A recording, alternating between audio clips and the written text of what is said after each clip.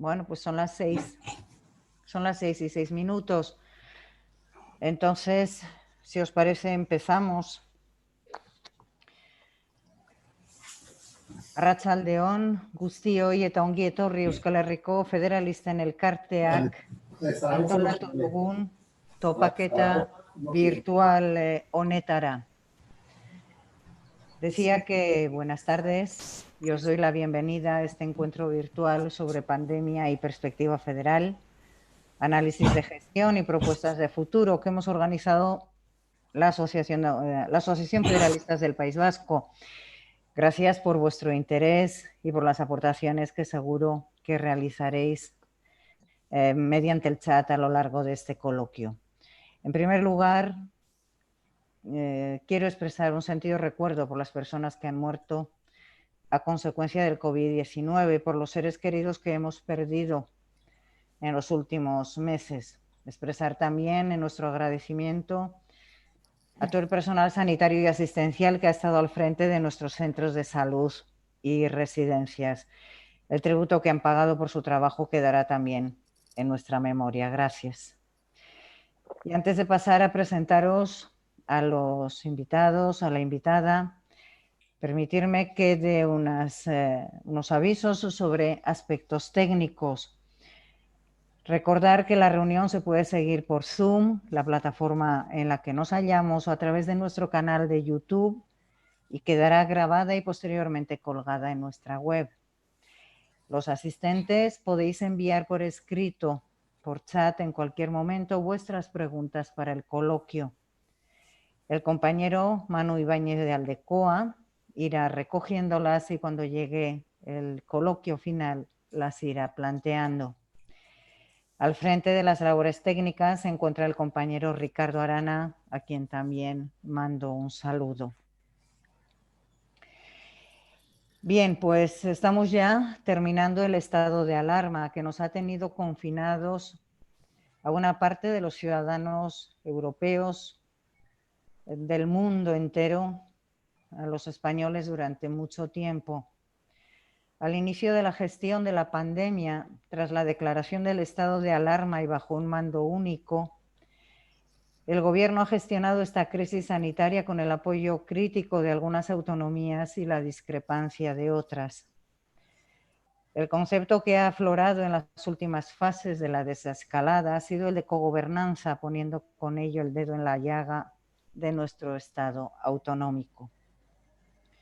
Este Estado autonómico ha mostrado sus deficiencias en la gestión de esta crisis sanitaria.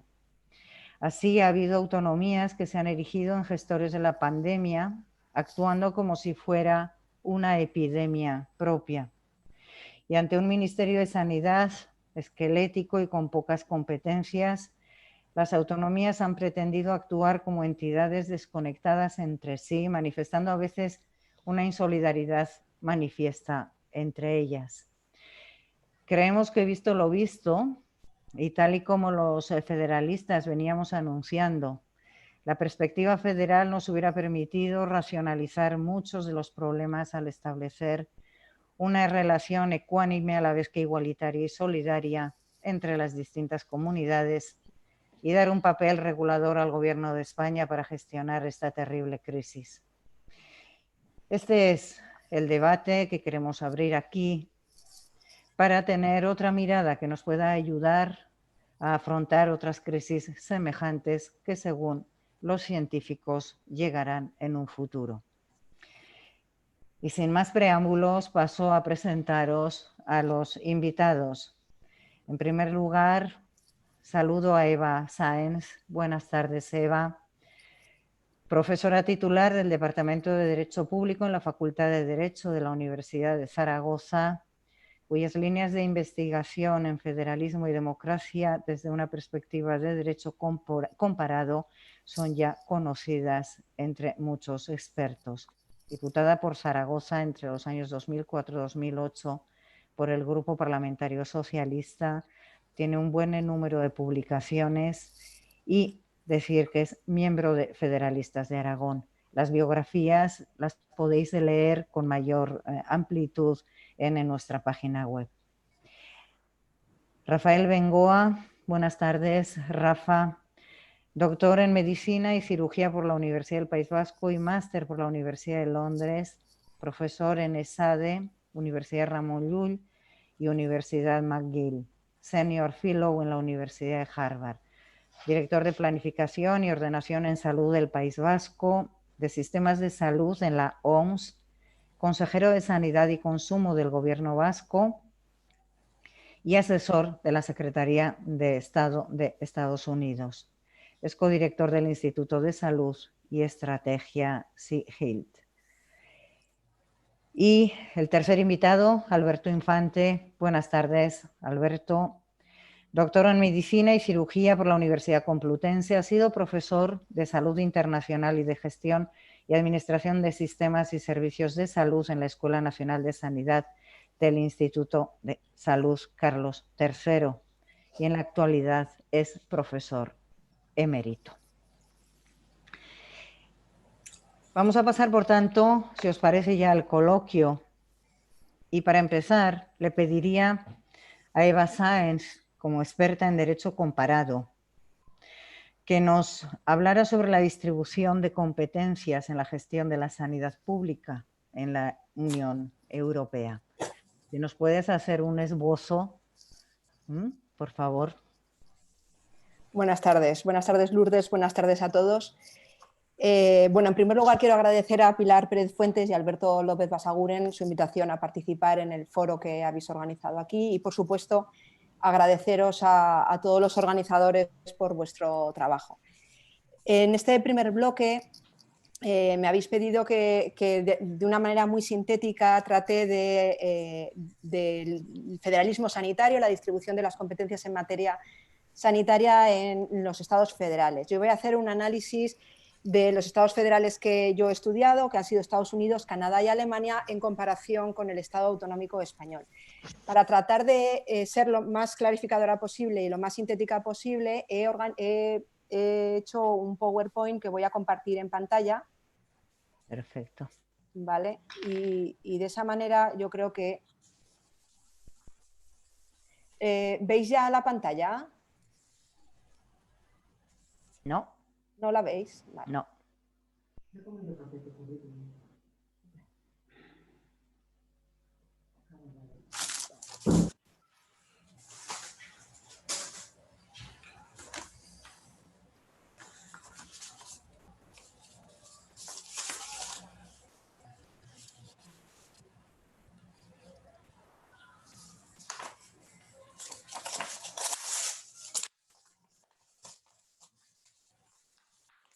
Vamos a ver si me deja compartir.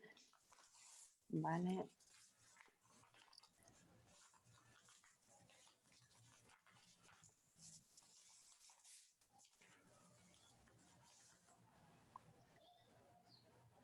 Vale, ¿lo veis ya? Ahora sí, ahora Vale. sí, perfecto.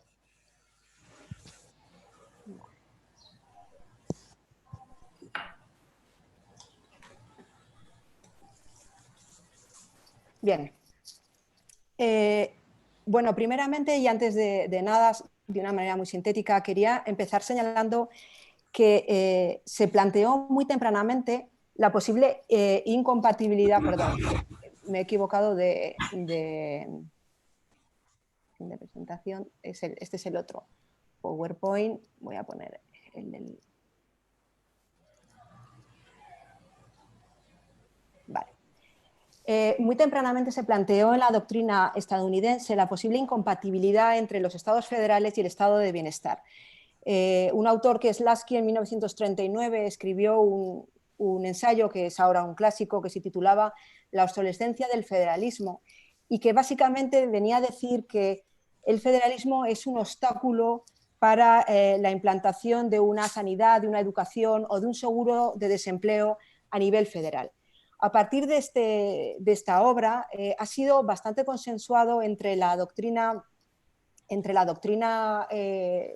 sobre todo en Estados Unidos, ha sido bastante consensuado el hecho de que por lo menos el Estado federal lo que sí que ha significado ha sido un obstáculo en cierta manera a la entrada del estado de bienestar. ¿Y eso por qué? porque históricamente el federalismo es hijo del pensamiento liberal. En sus orígenes, en la Constitución Americana de Estados Unidos de 1787, aparece como un instrumento de garantía de la libertad, y como hijo del pensamiento liberal se establece una clara separación entre el Estado y la sociedad, de manera que en las primeras constituciones federales, la Constitución de Estados Unidos, la Constitución canadiense de 1867 o la Constitución alemana de 1871, no hay ningún papel asignado, ninguna competencia asignada en materia de bienestar social ni a la Federación ni a los Estados, tampoco en asistencia sanitaria. Por tanto, la incorporación del Estado social en estructuras federales encontrará inicialmente alguna dificultad.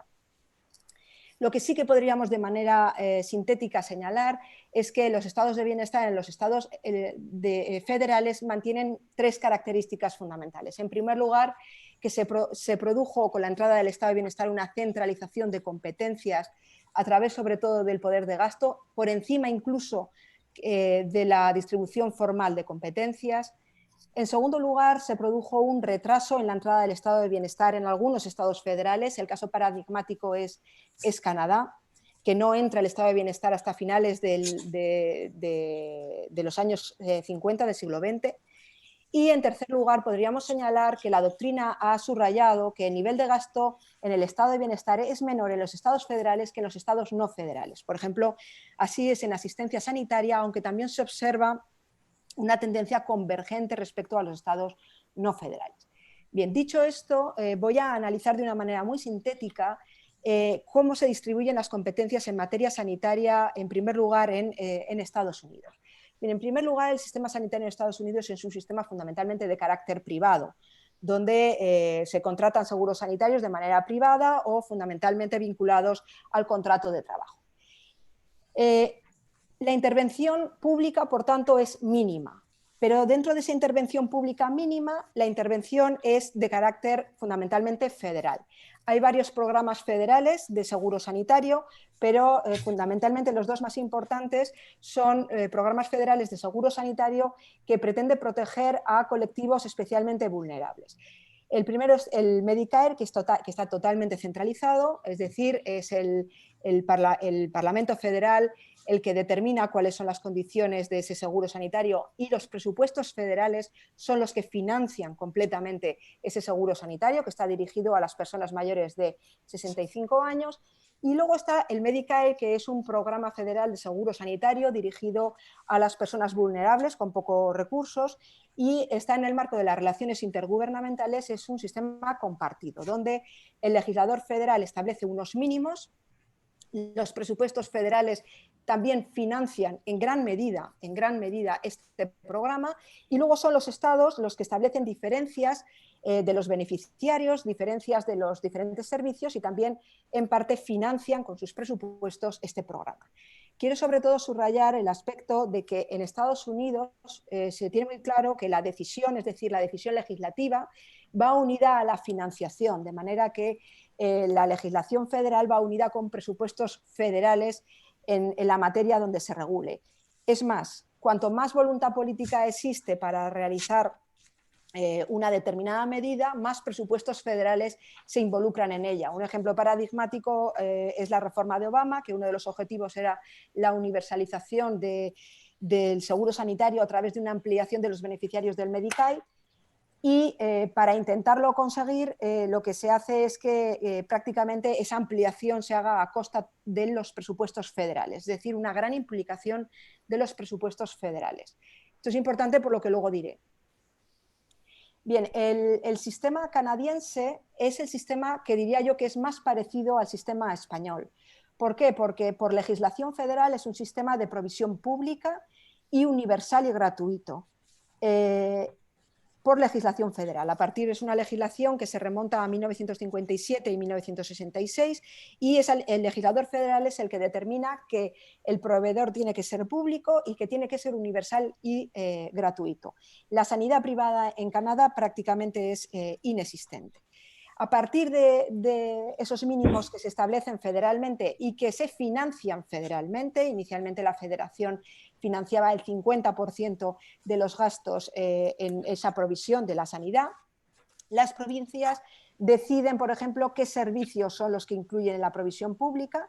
En este sentido hay bastante uniformidad porque todas las provincias más o menos incluyen los mismos servicios, y la gestión corresponde a las provincias.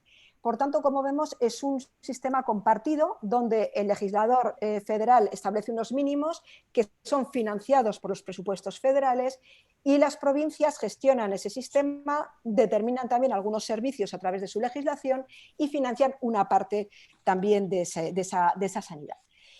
Los principales conflictos que se han producido en el sistema sanitario canadiense han sido a partir de los años 70, cuando los presupuestos federales se recortan, se empiezan a reducir. Esos son los principales conflictos que se producen en Canadá.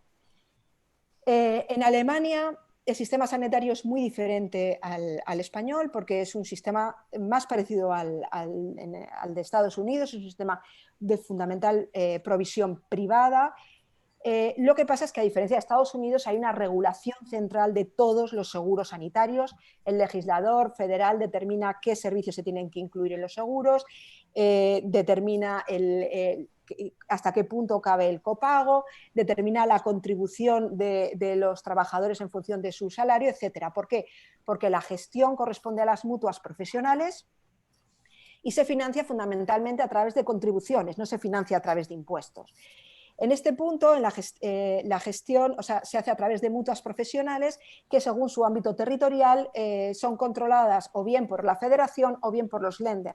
En este punto, a lo largo del siglo XX se ha producido un proceso de centralización por una cuestión de costes, porque les resulta más barato organizar las mutuas en ámbito federal. En el momento en el que se produce esta centralización, también hay una mayor intervención federal en estas mutuas, es decir, hay un control federal sobre estas mutuas para que se cumpla todos los términos de la legislación federal. Y aquí quería señalar que frente a lo que solemos pensar en Alemania, el papel es muy residual de los Länder, a diferencia de España. Los Länder apenas tienen un papel en el sistema sanitario, más allá de la construcción de algunos hospitales públicos y de la equipación de esos hospitales públicos. Quiero destacar que en Alemania ha habido un gran consenso en política sanitaria a lo largo de todos estos años. Los dos grandes partidos, el SPD y la CDU, han estado básicamente de acuerdo en toda la política sanitaria, han estado de acuerdo en todas las reformas sanitarias que se han producido, y tampoco se han producido conflictos con los Länder. ¿Por qué? Por una razón muy sencilla, y es que la financiación se ha externalizado del sistema federal al ser pagado fundamentalmente por contribuciones. Sin embargo, también quiero destacar aquí que en Alemania también juega papel los presupuestos federales del Estado, sobre todo en relación a las personas más vulnerables que no tengan contrato de trabajo. Por tanto, los presupuestos federales en Alemania, a pesar de que la financiación es fundamentalmente de carácter contributivo, también tienen un papel. Y bueno, y por último, en España, por hacer la comparación, como veis, lo estoy haciendo de una manera muy sintética y bueno, cualquier duda que os pueda surgir, pues me lo comentáis. El sistema sanitario español se parecería más al sistema canadiense. Es un sistema de provisión fundamentalmente de carácter público, universal y gratuito, a partir de la Constitución del 78 y sobre todo a partir de la ley del 86, la ley de Ernest Lluch. A partir de esto hay una gran centralización legislativa, es decir, el legislador central y el gobierno central, a través de reglamentos, determina qué servicios tienen que proveerse por la sanidad pública, quiénes son los beneficiarios o hasta qué punto cabe el copago. La diferencia con el sistema canadiense en este punto sería que es el gobierno central el que detalla cuáles son los servicios que se tienen que incluir en la sanidad pública. Sin embargo, en Canadá se deja a las provincias, aunque haya en la realidad una cierta uniformidad en esta materia. En lo demás, bastante parecido al canadiense, hay una gestión por parte de las comunidades autónomas y aquí las comunidades autónomas también pueden legislar y pueden mejorar la cartera de servicios. Por ejemplo, en las comunidades autónomas sobre todo se ha mejorado en materia de odontología, se ha mejorado en material anticonceptivo, se ha mejorado, por ejemplo, en la cirugía de cambio de sexo, etc. Y otra de las cuestiones que quiero también subrayar y que adelanto ya un poco para el final, es que a diferencia de los otros estados federales, donde en todos los estados federales hay un importante papel del presupuesto federal, en España, a partir del año 2001, se reforma la LOFCA y se decide que las comunidades autónomas pasen a financiar el Sistema Nacional de Salud. Por lo tanto, los presupuestos generales del Estado se retiran. Bueno, esto sería un poco la síntesis. He puesto una pequeña bibliografía de una manera muy rápida. Cualquier duda, cualquier cuestión que tengáis, me la podéis preguntar. Muy bien, Eva, pues muchísimas gracias. Yo creo que, en fin, ha estado este empeño tuyo por mostrarnos de una forma muy sintética, pero ha estado muy clara tu exposición. Yo te pediría, no sé si se podría hacer ahora mismo ya un balance a la luz de lo que se ha producido. ¿Cómo se ha comportado España en la gestión de la pandemia desde este análisis que nos has hecho? ¿Podría ser homologable con alguna experiencia federal? ¿No? ¿Cómo lo ves? Bueno, a continuación diré, creo que la gestión de la crisis sanitaria ha tenido más que ver con la polarización política o con la actitud que han tenido los diferentes actores políticos que con el sistema federal en sí mismo.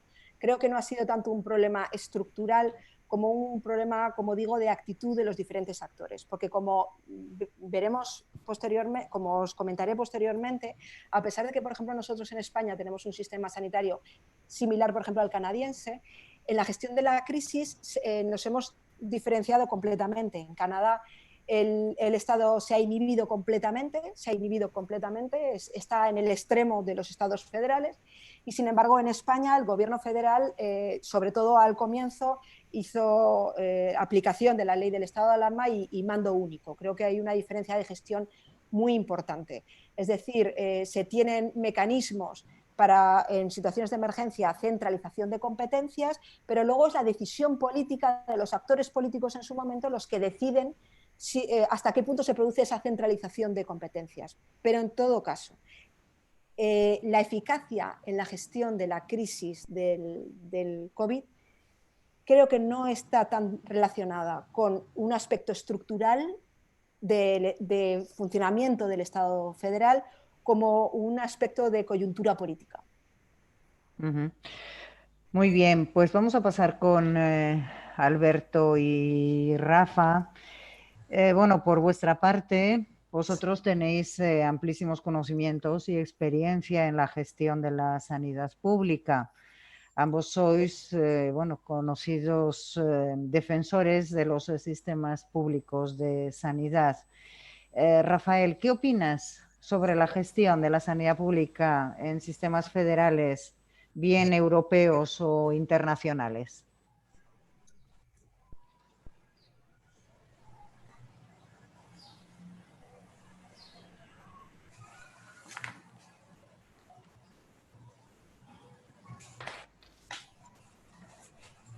A ver, sí, Ricardo, ya, Rafa, ya, tienes vía libre. Sí.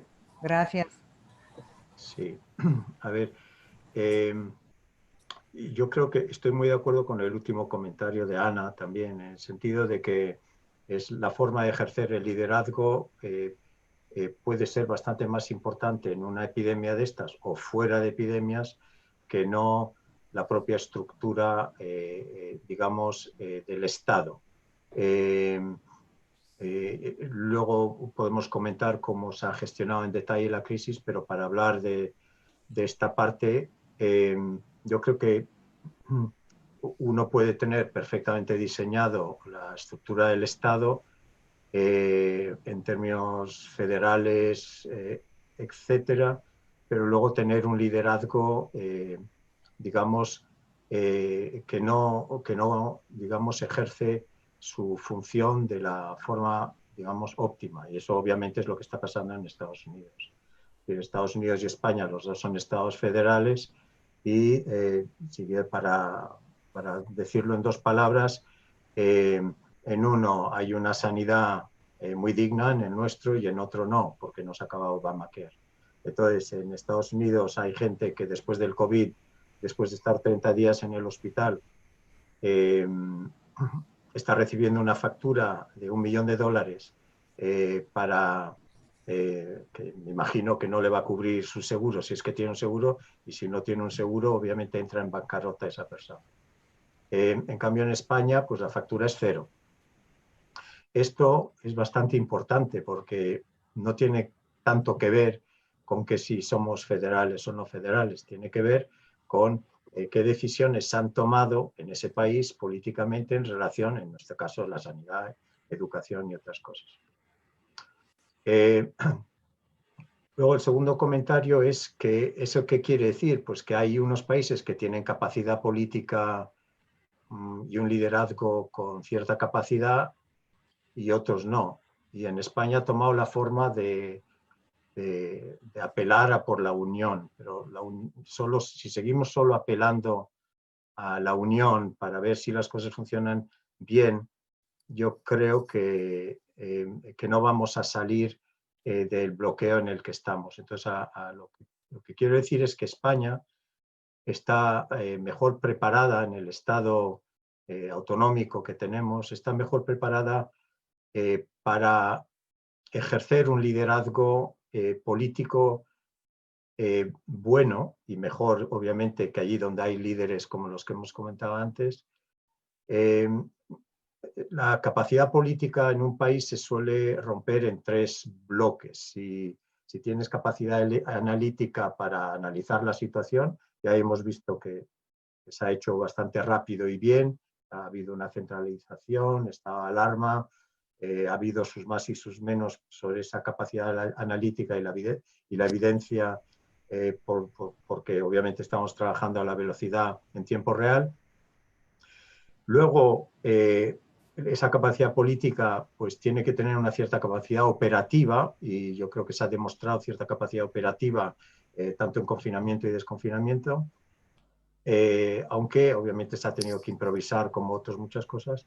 Y la tercera pata es la que está faltando, Estado federal o no Estado federal, es decir, la perspicacia de distintos grupos políticos de saber de que son un elemento de intervención más sobre este virus y sobre esta pandemia.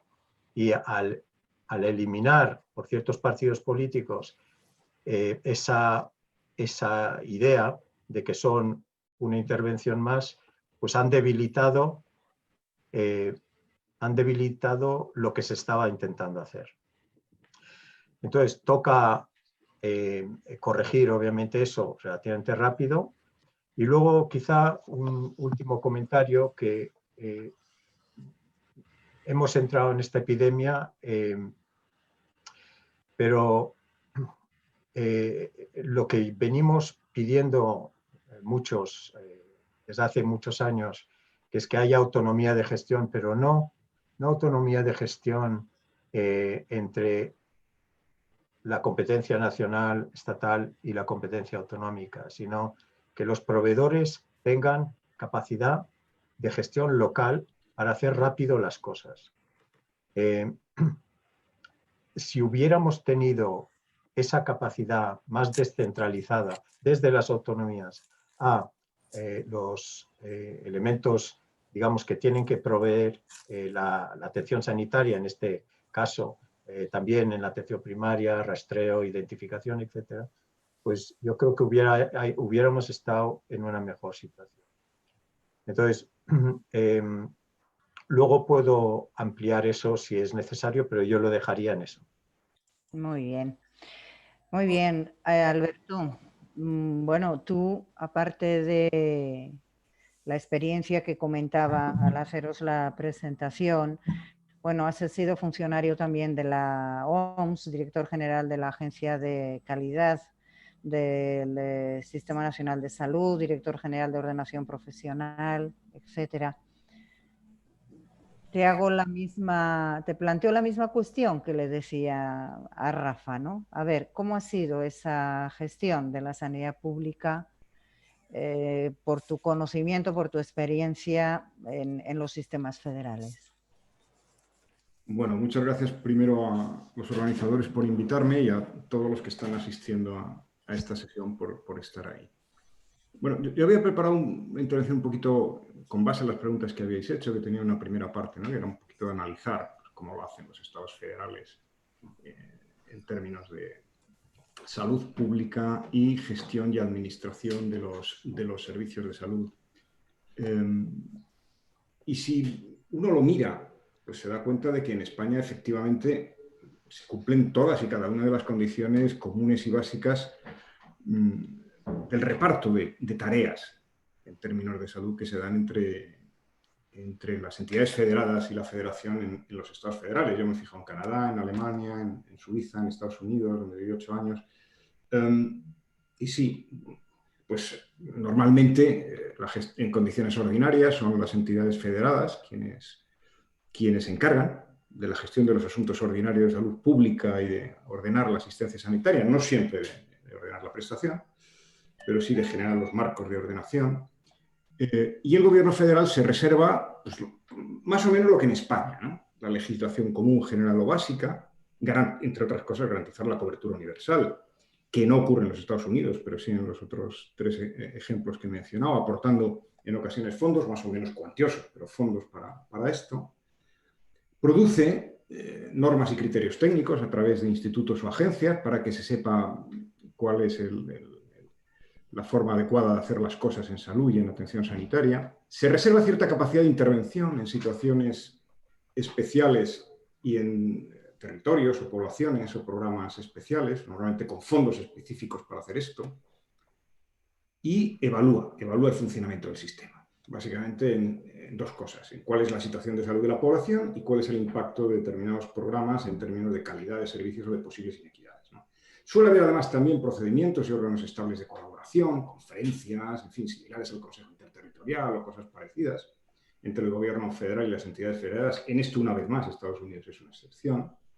Desde ese punto de vista, al menos en la letra de las leyes y en la arquitectura básica, no pareciera haber grandes diferencias. Yo quiero hacer un comentario, además, en un elemento fundamental de España que le diferencia de Canadá, Estados Unidos y de Suiza, y es que formamos parte de la Unión Europea.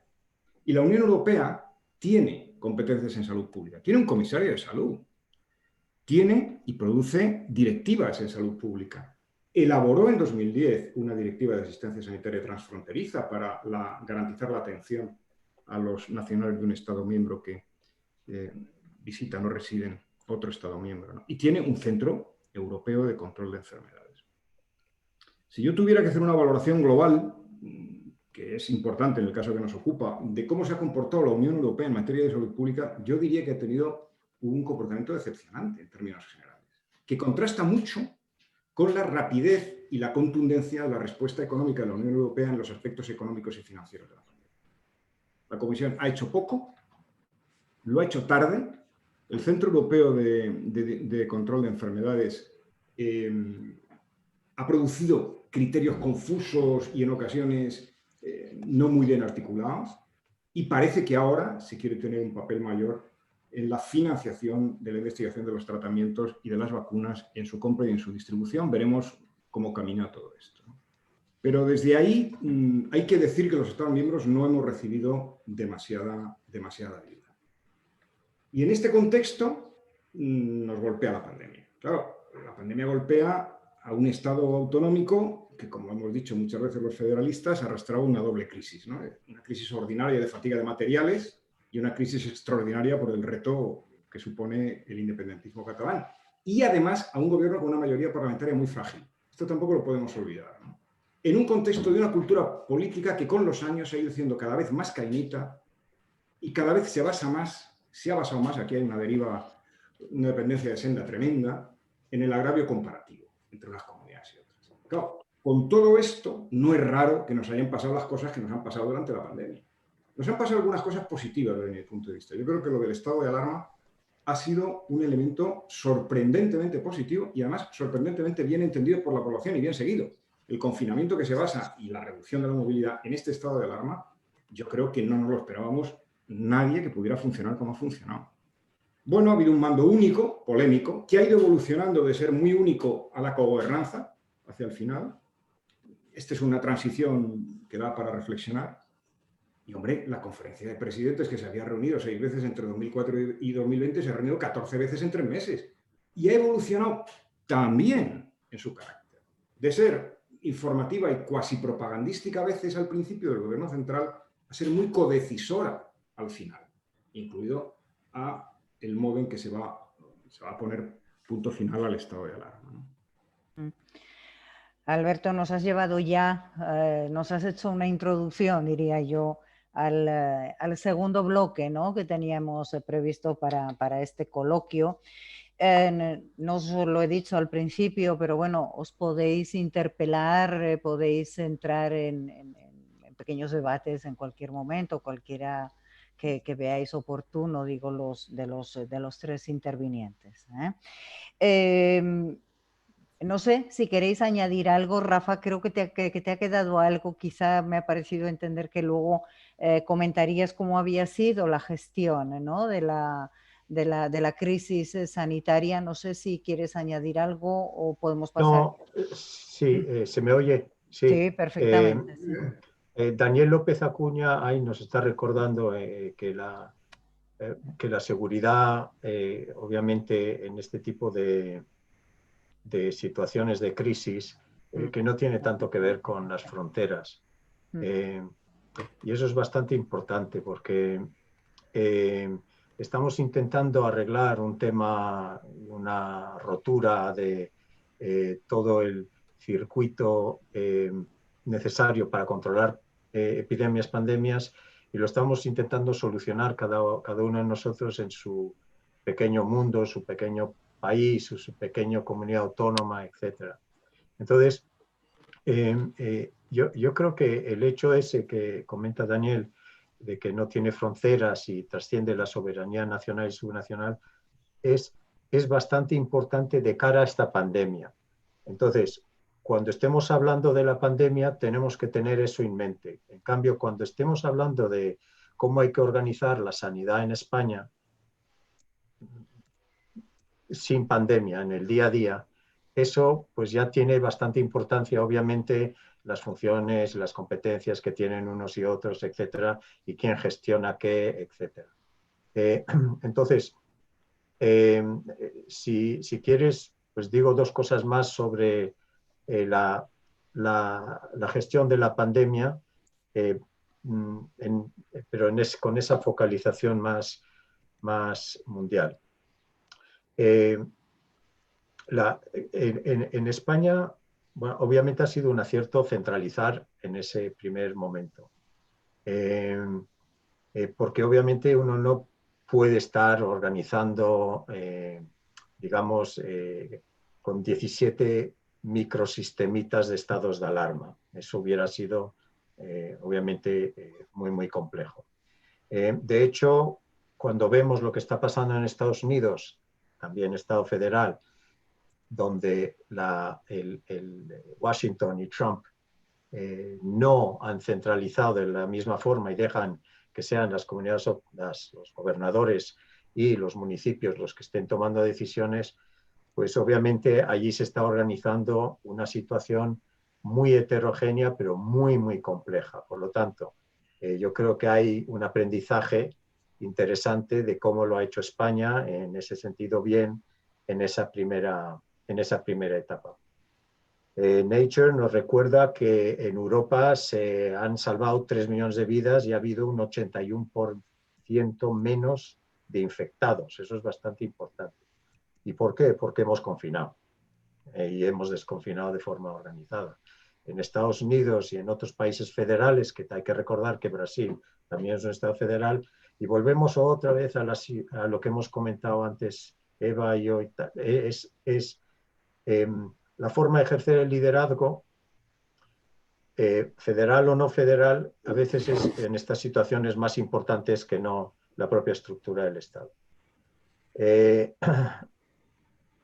Sí me gustaría hacer un comentario de más que mirar hacia atrás, porque no estoy seguro yo si vamos a aprender algo de la Comisión Nacional en estos momentos, que es una comisión nacional que está intentando reagrupar información, pero no estoy muy seguro si no va a salir 13 páginas PP, 13 páginas PSOE, 13 páginas no sé qué, en lugar de qué es lo que ha pasado aquí, por qué ha pasado lo que ha pasado y cómo lo corregimos. Entonces, me gustaría mirar un poquito hacia adelante, dejar de mirar hacia atrás porque simplemente va a haber mucha culpabilización de unos y otros que yo no creo que nos lleve a nada bueno.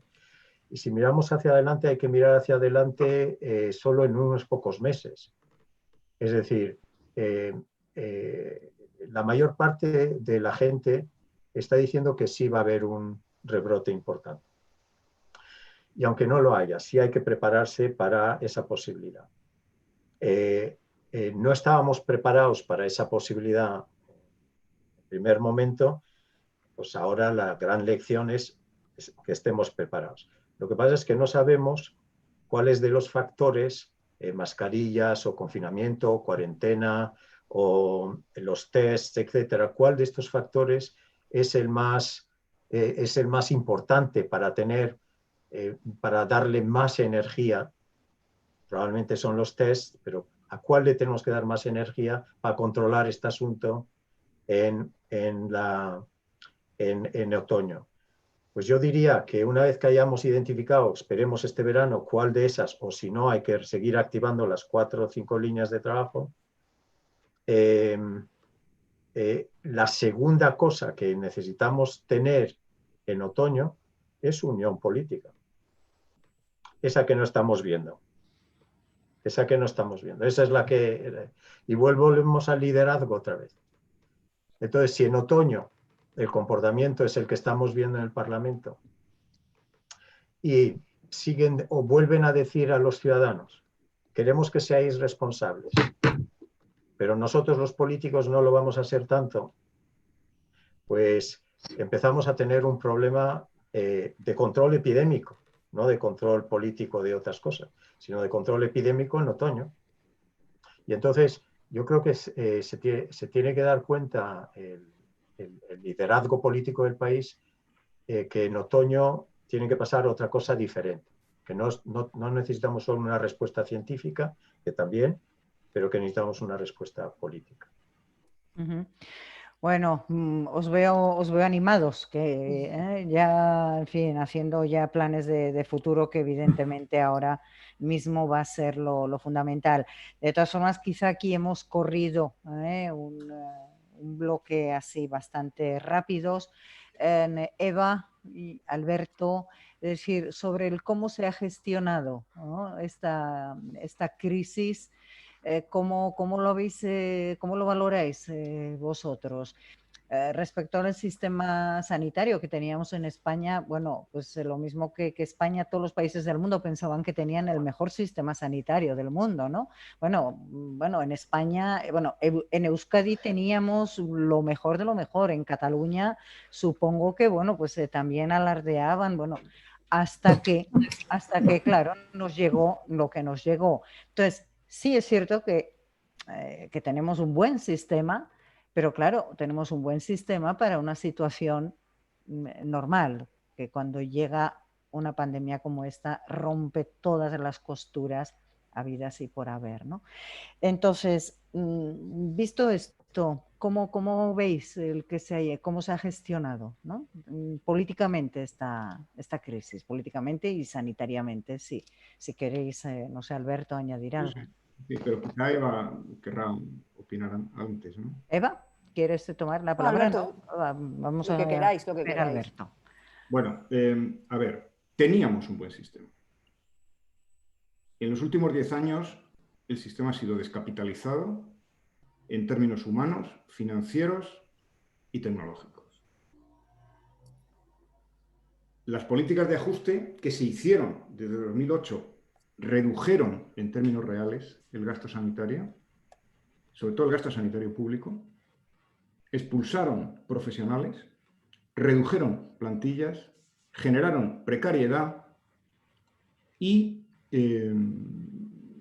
básicamente el conjunto de los políticos y responsables en comunidades autónomas y en los gobiernos centrales pensaron que esto se podía hacer sin que el sistema padeciera en términos de capacidad de respuesta a los retos ordinarios y a los retos extraordinarios que pudieran ocurrir.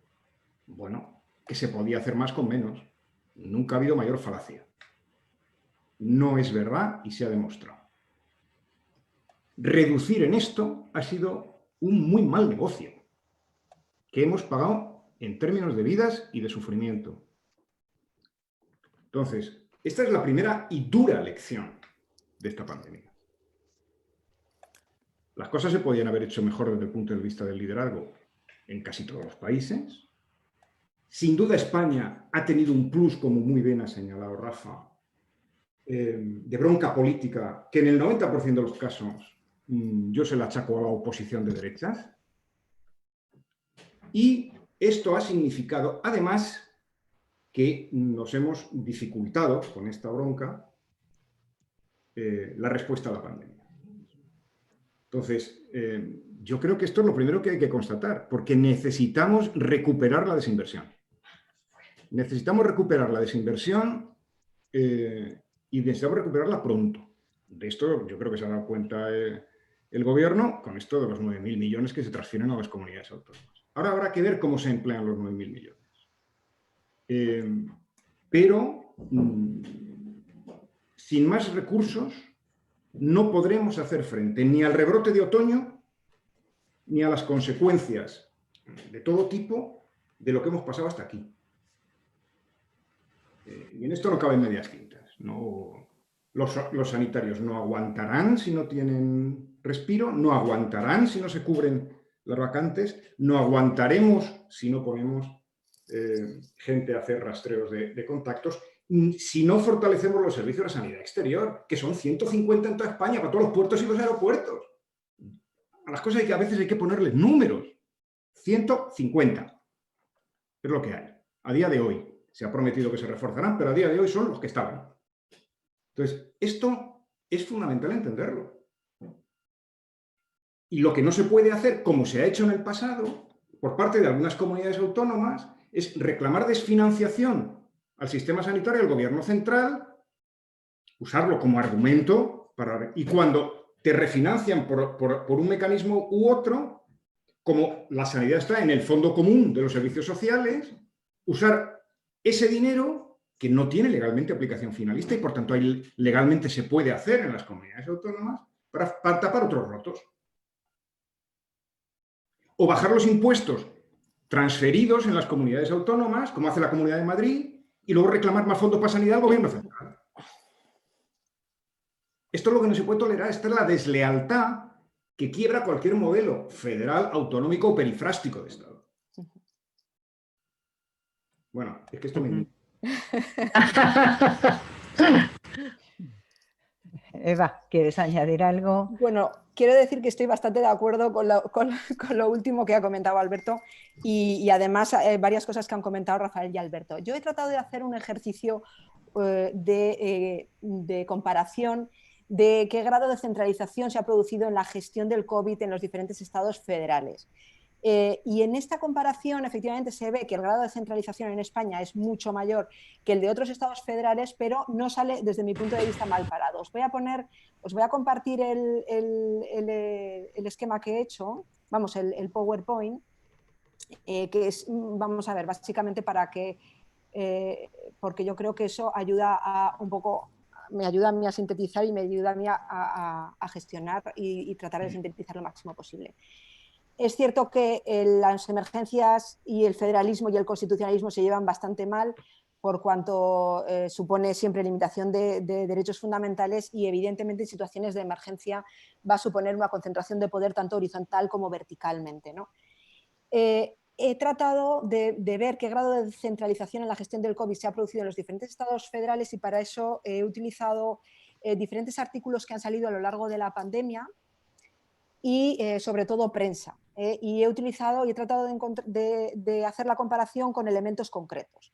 En primer lugar, los instrumentos jurídicos que se han empleado, pues bueno, cada país evidentemente tiene su propio instrumento jurídico. En Estados Unidos se declaró el estado de emergencia el 13 de marzo, pero tengo que advertir que las declaraciones estas de estado de emergencia son muy habituales en Estados Unidos, porque os recuerdo que, por ejemplo, para la construcción del muro, Trump declaró un estado de emergencia para que el Congreso, ya que no se lo aprobaba, pues lo tuviera que financiar. Es bastante habitual la declaración de estados de emergencia.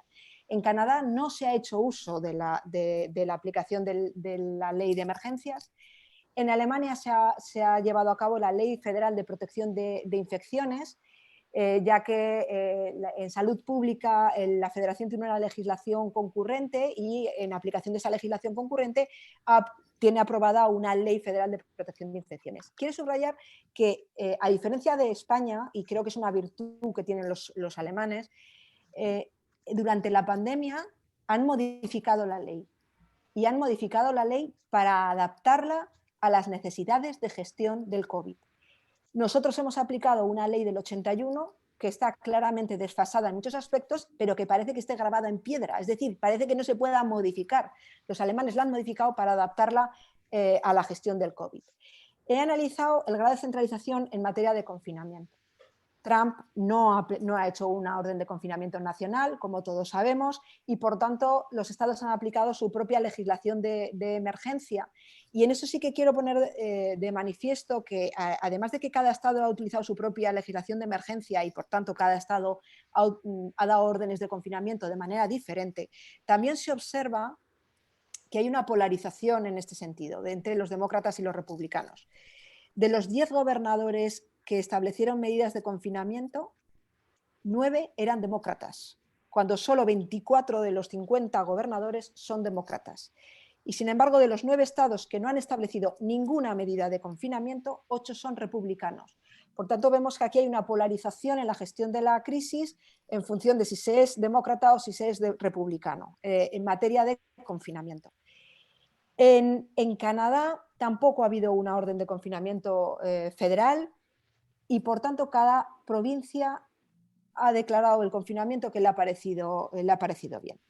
En Alemania, a pesar de que la ley permite que las medidas de confinamiento puedan llevarse a cabo de manera diferente entre los länder, el gobierno federal sí que ha intervenido activamente y ha hecho una coordinación, y de hecho se aprobaron a través de relaciones intergubernamentales unas recomendaciones federales el 16 de marzo en materia de confinamiento. Y en España, creo que lo habéis dicho, no sé si ha sido Alberto o Rafael, que se hace con mando único, y yo diría al principio de manera unilateral. Es decir, es cierto que se empiezan a reunir las conferencias sectoriales y las conferencias de presidentes, pero a mí me da la sensación que son más de carácter informativo que de carácter coordinador. Al inicio, como digo, de la pandemia, porque el gobierno declaraba el confinamiento, señalaba las medidas de confinamiento y a la mañana siguiente reunía a los presidentes de las comunidades autónomas. Es decir, que al principio de la gestión de la crisis sí que hubo unilateralidad. Quiero decir que esta unilateralidad también se ha dado en otros estados federales, como por ejemplo en Suiza. En Suiza también se ha aplicado esa unilateralidad desde el centro, no ha sido solamente España. En la desescalada, en Estados Unidos ha habido más coordinación, pero ¿por qué? Porque Trump, de hecho Trump incluso amenazó, decía que tenía poderes absolutos para ordenar a los estados fundamentalmente demócratas que habían establecido medidas de confinamiento, obligarlos a desconfinar. O sea, Trump evidentemente ha hecho una política en contra de las medidas de confinamiento. Pero finalmente hizo una conferencia con los gobernadores y se comprometió a cooperar en la desescalada, que ha sido algo más coordinada entre los estados. En Alemania la coordinación también se ha producido en las medidas de desescalada, pero ha dado más libertad a los Länder. De hecho, las críticas que se han hecho, no sé si recordaréis que Merkel criticó algunas medidas de desescalada que se estaban produciendo en algunos Länder y se criticaba que se tenía que tener un mayor poder por parte del Parlamento federal. Había demasiada libertad en las medidas de desescalada por parte de Alemania.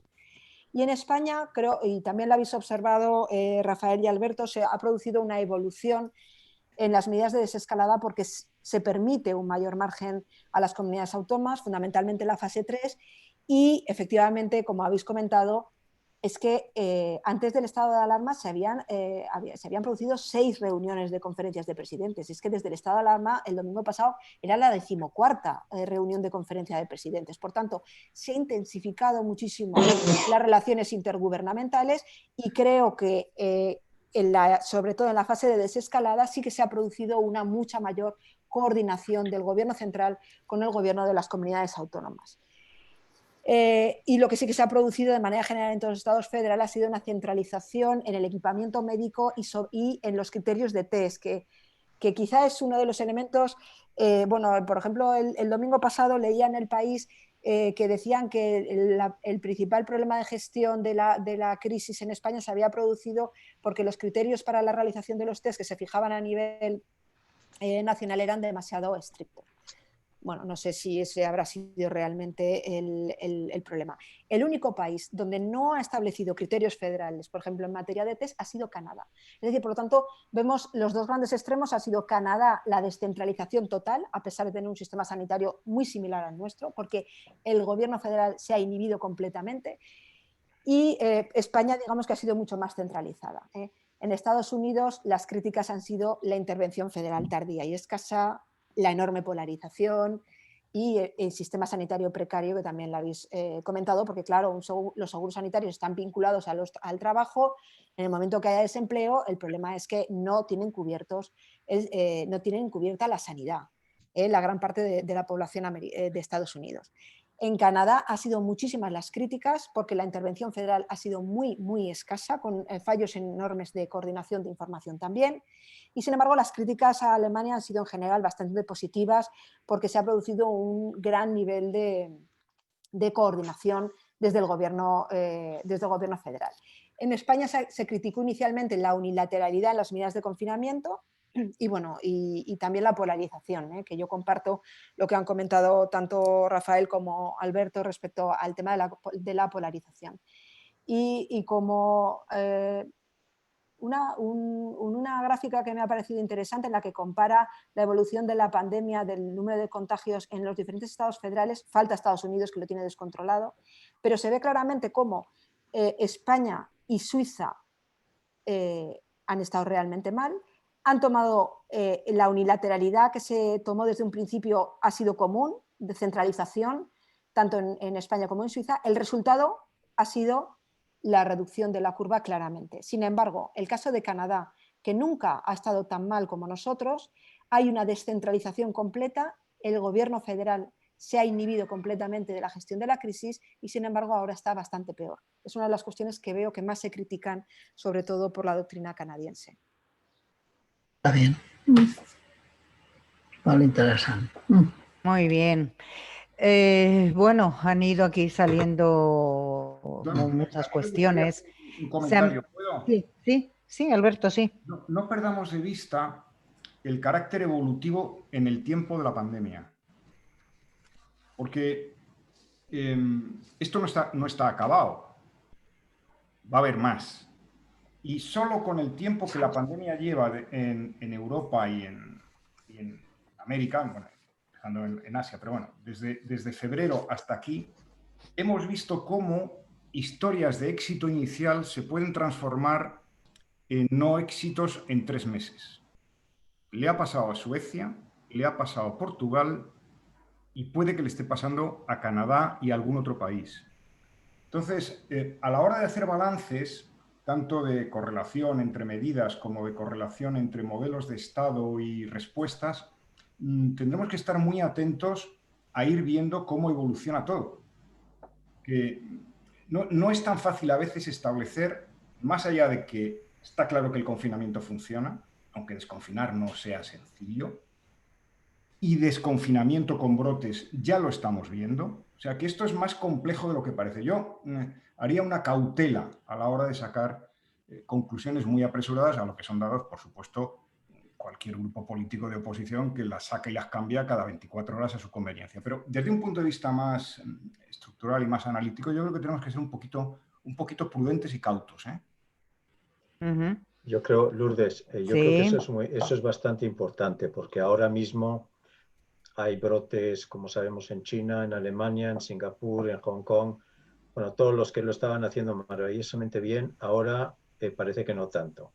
Y no parece que depende tanto de la estructura de su Estado, que si son dictaduras o no dictaduras, sino que está dependiendo de lo caprichoso y eficaz que es este virus. Cada vez que lo subestimamos, vuelve al ataque.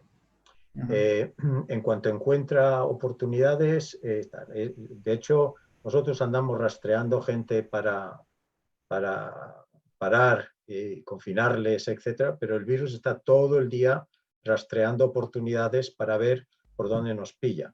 Y por lo tanto, yo estoy de acuerdo con ese comentario de que aunque estemos en un seminario donde estamos hablando de federalismo, etcétera, etcétera, y lo que ha pasado en nuestro país, etcétera, yo estoy cada vez más cerca de los que están comentando de que hasta que no tengamos una solución bastante mundial, esto no se va a solucionar a nivel nacional ni autonómico. Es decir, esto necesita una respuesta muchísimo más ambiciosa, muy, muy grande, y cuando esa respuesta será un proceso de vacunación absolutamente brutal sobre el 60% de la población del mundo, que nunca se ha hecho, pero eso va a tener que ser la OMS o una nueva organización que se invente para hacer eso. En ese momento estaremos hablando de estar controlando el virus, pero ahora está ahí. No sé si para cerrar este segundo capítulo, bueno, han salido ya, bueno, del Consejo Interterritorial de Sanidad no se ha hablado tanto, pero bueno, han salido el tema de las conferencias de presidentes, hemos hablado sobre ese mando único, ¿no? Delegado de ese Ministerio de Sanidad que, bueno, que no sabíamos ni si existía cuando empezó todo esto, y hoy en día, en cambio, vamos, pues son es el ministerio más seguido y más querido, diría yo, incluso, ¿no? Por parte de los españoles.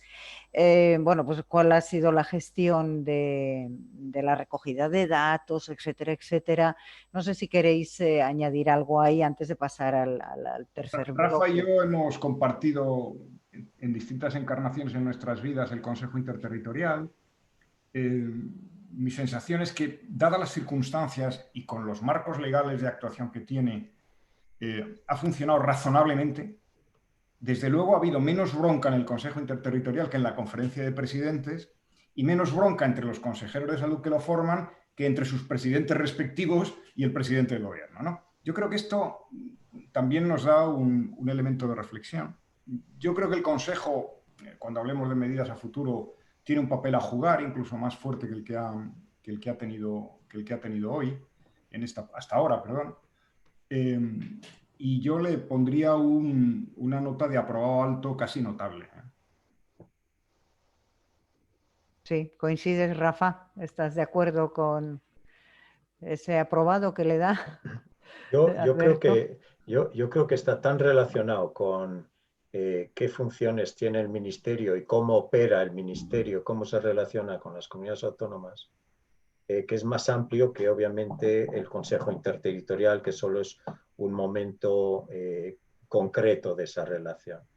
Entonces tenemos que hablar de una forma más amplia de la relación entre las comunidades autónomas y el gobierno, ¿no? También en educación, también en bienestar social, etc. Yo sí quería hacer un comentario en que todos hemos aceptado el debilitamiento del Sistema Nacional de Salud, y un modelo en el que las residencias tenían la vulnerabilidad que hemos visto. No es una cuestión solo de que la derecha ha tomado una serie de decisiones. Yo creo que tenemos que tener una cierta capacidad de autocrítica, y se ha ido aceptando el debilitamiento de un sistema de salud, el debilitamiento de los servicios sociales, y ahora pues ha venido un virus muy pequeñito a darnos esta lección. Entonces hay que despertarse, hay que salir del modelo en el que estamos, y yo creo que es bueno que estemos mirando, como estás diciendo, más a lo que tiene que ser y las soluciones más que seguir mirando hacia atrás, porque seguir mirando hacia atrás entramos en esta dinámica de quién recortó, quién no recortó, por qué recortó, y etc. Ujú. Sí, bueno, pues ahí hay voces diariamente, ¿no? Que van en esa dirección y de su petición de responsabilidades, etcétera, etcétera. Efectivamente, lo de las residencias, bueno, lo que ha pasado con nuestros ancianos y nuestras ancianas, bueno, ha sido terrible y bueno, esperemos que hayamos tomado todos, especialmente los gobernantes de este país, de todas las comunidades y del gobierno de la nación, buena nota para que rápidamente se vaya actuando de cara al otoño, ¿no? Bueno, pues pasamos al bloque tercero. Si os parece, vamos a ponernos mirando al futuro. ¿Qué reformas creéis que, bueno, tú, Rafa, ya has apuntado, ¿no? Es decir, bueno, desde el punto de vista sanitario, ¿qué es lo que habría que hacer?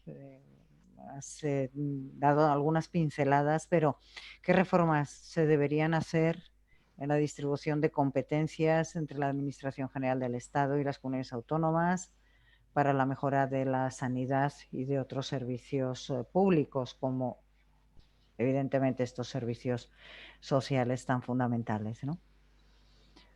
¿Cómo veis? Eva, ¿sí? Vale. Bueno, yo es que el sistema de distribución de competencias que tenemos en España en materia sanitaria, yo me parece que es correcto. Se establece un sistema nacional público, universal, en el que desde el centro se determinan los servicios que debemos de tener todos los españoles y a partir de ese sistema pues, se gestiona por las comunidades autónomas y se permite la mejora por parte de las comunidades autónomas. Creo que precisamente tal y como está diseñado, yo me parece que es un diseño muy correcto, yo ese diseño no lo modificaría. Creo que precisamente ese diseño es lo que da sentido a nuestro Estado autonómico. ¿En qué sentido? En que son las comunidades autónomas, pues de acuerdo con sus presupuestos y de acuerdo con sus impuestos, ahora voy con lo que ha comentado antes Alberto, si quieren mejorar un servicio, pues que lo mejoren. Es decir, si quieren convertir en gratuita la cirugía de cambio de sexo, pues que lo paguen con sus presupuestos, básicamente. O sea, a partir de un mínimo que tengamos todos igual, que las comunidades autónomas, en función de sus prioridades y en función de las decisiones que democráticamente hayan decidido sus ciudadanos, pues se priorice en ampliar los servicios sanitarios o se priorice en construir una carretera. Por tanto, creo que la distribución de competencias en materia sanitaria creo que es correcta. Una legislación uniforme en todo el Estado, con posibilidad de mejora por las comunidades autónomas y gestión de las comunidades autónomas. Y el resultado es un sistema sanitario que, bueno, que es bastante eficiente. Bien. Y desde el punto de vista competencial creo que es bastante correcto. ¿Cuál sería la mejora que desde mi punto de vista es necesaria? La financiación. Los presupuestos generales del Estado tienen que financiar el Sistema Nacional de Salud. Y no tienen que financiarlo solamente de manera extraordinaria y puntual, como se va a hacer ahora, sino que de lo que se trata es que sea una inversión del Estado. Si el Estado es el que determina, como ocurre en otros modelos federales, el Sistema Nacional de Salud, ese Sistema Nacional de Salud tiene que estar en los presupuestos generales del Estado y tiene que financiar los servicios que tenemos en común. Todo eso lo tiene que financiar el Estado a través de sus presupuestos y que lo veamos los ciudadanos a través de sus presupuestos, los presupuestos generales del Estado, que a partir del año 2001 desaparecieron y se decidió que le correspondería a todas las comunidades autónomas. ¿Cuál es el problema?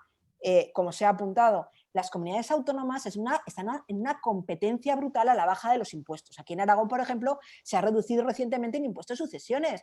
¿Y qué es lo que hacen? Es una irresponsabilidad fiscal la que tienen las comunidades autónomas brutal. Es decir, yo bajo mis impuestos, pero a continuación le pido al Estado que me dé ayudas extraordinarias para yo quedar bien, darme los servicios. A ver, vamos a ver.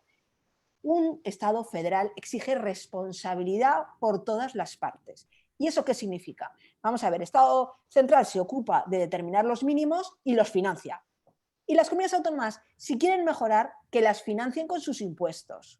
Y eso yo creo que eso es lo que habría que modificar. La LOFCA, el sistema de financiación de las comunidades autónomas y hacer que los presupuestos del Estado vuelvan a tener un papel de inversión en la sanidad. Esa sería la propuesta de reforma que yo haría. A ver, Alberto, Rafa, ¿quién queréis tomar la palabra en esta cuestión? Sí. Rafa. Alberto, ¿qué eres? Alberto. A ver, yo me animo con esto porque coincido sustancialmente con lo que ha dicho Eva.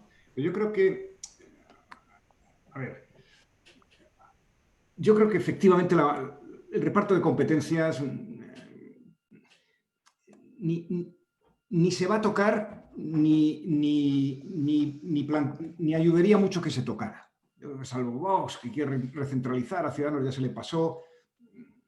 A lo sumo, si hay que hacer algún retoque constitucional, esto yo sí sugiero uno, que es introducir en la Constitución, en el artículo 43, que solo reconoce, por cierto, el derecho a la protección de la salud y adjudica a los poderes públicos la organización y la tutela de la salud pública.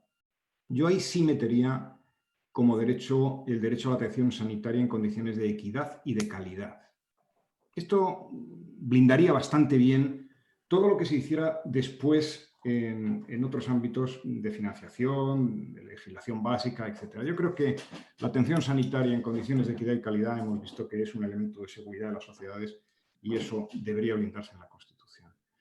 ¿Se crearía nuevas herramientas con las que gestionar mejor el Sistema Nacional de Salud? Pues sí. Yo, en mi diagnóstico personal, el Sistema Nacional de Salud se ha demostrado, bien es verdad que sometido a una prueba de estrés brutal como nunca antes, esto también hay que ponerlo en contexto, pero se ha demostrado con déficit de articulación, ha mostrado, ya lo he dicho antes, cierta descapitalización histórica y tiene una gestión muy trabada, muy poco moderna.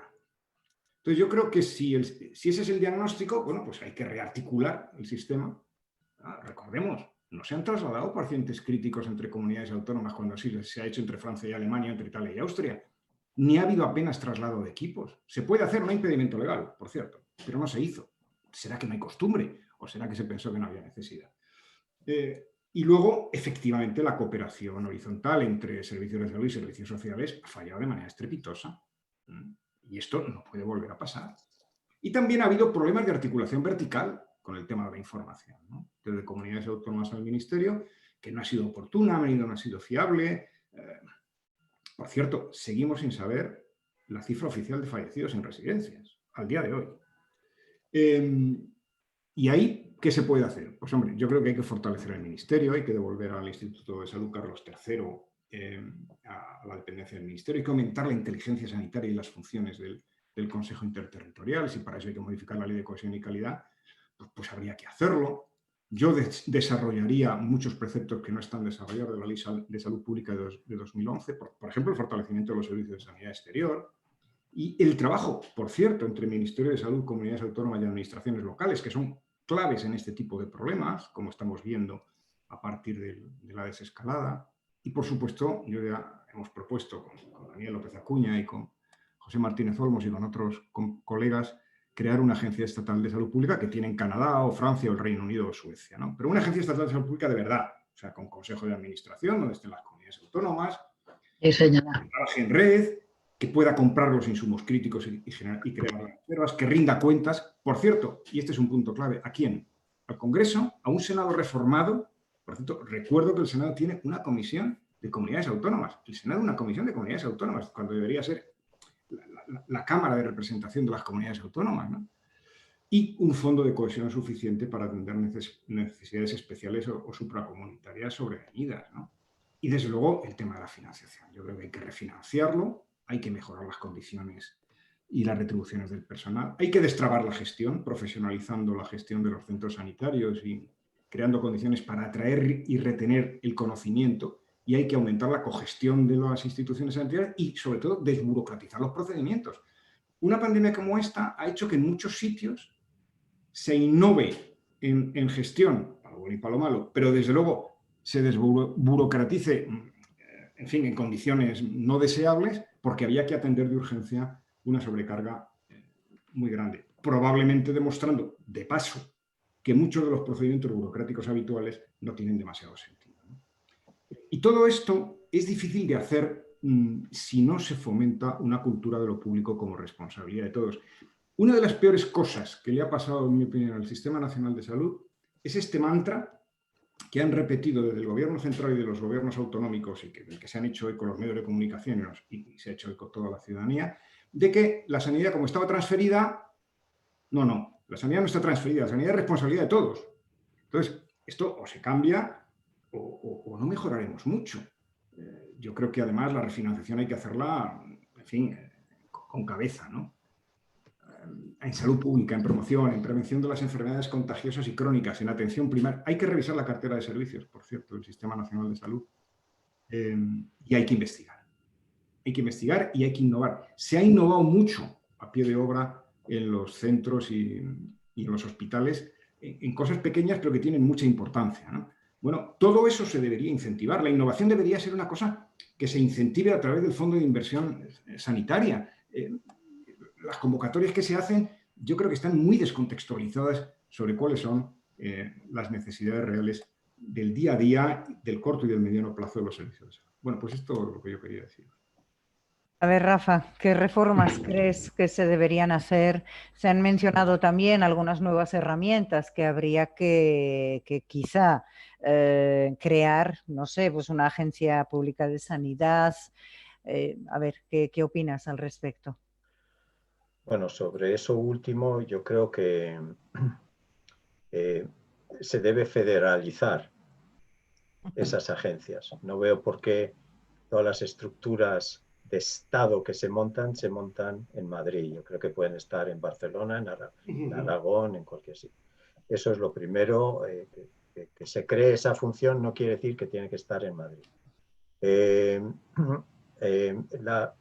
Pero somos uno de los pocos países ahora que por el arreglo que tenemos entre las comunidades autónomas y el ámbito nacional no tenemos una visión para la sanidad, una visión que acaba de resumir Alberto, que contendría muchas de esas cosas, pero tenemos una visión para medio ambiente, tenemos una visión más o menos para la economía, etcétera, carreteras, trenes, etcétera, pero vas a sanidad y no hay una visión. Por lo tanto, el sector lo que hace es zigzaguear erráticamente haciendo mejoras. Entonces, yo creo que el nivel central con las comunidades autónomas tiene una obligación de crear una visión que vaya eso hacia un pacto de sanidad o no. Yo, tal como está la situación, no perdería mucho tiempo en eso porque creo que no se va a dar, pero es compatible tener una visión. Si vas a Inglaterra hay un plan a 5 años y luego hicieron un plan a 10 años. Pues sabes a dónde va. A partir de ahí hay que dejar que las comunidades autónomas hagan lo suyo y si miramos hacia atrás en los últimos 10 años, donde ha habido innovación organizativa y de gestión, porque tenían la gestión, ha sido en las comunidades autónomas y en los hospitales. Ha sido en lo local. Entonces, lo que está ocurriendo en España es que no circula esa información. Entonces, yo creo que una función que debe asumir el Ministerio o una de estas agencias es hacer circular esa información. En lugar de estar tan obsesionados con uniformar España todo el tiempo, y es evidente que España necesita una base de equidad, como se ha explicado ahora, entre todos. Pero a partir de ahí tienes que dejar que la innovación se haga allí donde están gestionando cosas difíciles. Y entonces, el nivel central lo que tiene que hacer es hacer circular ese conocimiento muy rápidamente, en lugar de estar diciendo, venga, no os paréis todos, vamos a parar el país hasta que todo el mundo haya decidido a nivel central lo que necesitamos todos. Eso no va a funcionar nunca en un Estado descentralizado. Y sin embargo, vamos a aprender todos mucho más si hacemos circular esa información. Y luego, el último comentario que quería hacer es que, obviamente, sí está infrafinanciada la sanidad y los servicios sociales. Pero el dinero nuevo que se ponga, no solo el inmediato por la crisis, sino el dinero nuevo que se ponga siempre, no debe ser para enraizar el modelo de agudos que tenemos, porque es incompatible con la demografía y la cronicidad en el país. Y entonces, si uno le mete más dinero a esto y no lanza a la vez una transformación con esa visión,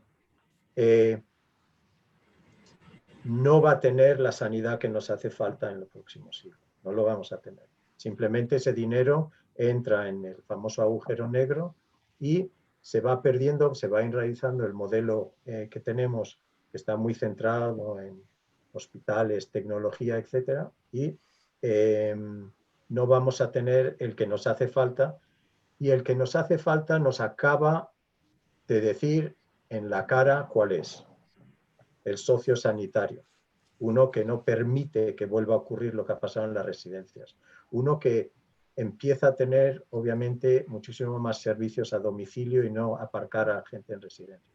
No entro más porque simplemente hay que ir creando esa visión, pero nos acaba de decir el virus qué modelo necesitamos.